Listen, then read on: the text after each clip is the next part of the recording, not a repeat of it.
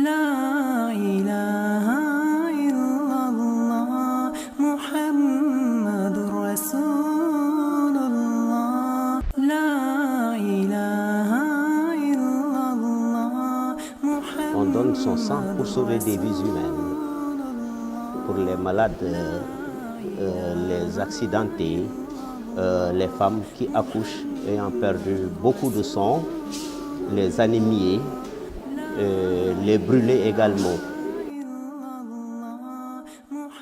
Pour donner de son sang, il faut être bien portant d'abord, âgé de 18 jusqu'à 60 ans, hommes que femmes. Hein? Non, pour le don de sang, il n'y a aucun risque parce que, vous savez, quand on n'est pas en bonne santé, on ne peut pas donner de son sang. Donc, il faut être bien portant pour pouvoir donner de son sang. Et il faut passer par une consultation avant le don, parce que le pré-don, c'est la consultation médicale. Je le dis, pour l'instant, il n'y a pas de déficit, mais le grand déficit, c'est pendant le mois de Ramadan. Mais le centre prend toutes ses dispositions pour qu'il n'y ait pas de déficit de sang pendant le mois de Ramadan.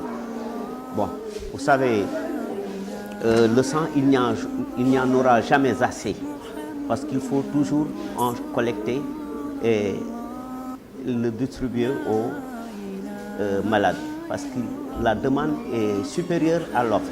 Donc, vous savez que la durée de vie du sang n'est pas longue, parce que la durée de vie ne dépasse pas 35 jours.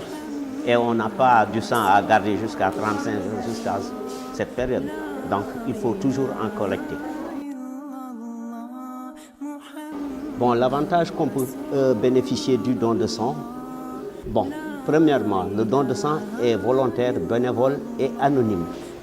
Mais en donnant de son sang, on bénéficie d'une consultation gratuite, d'une consultation d'abord pré-don.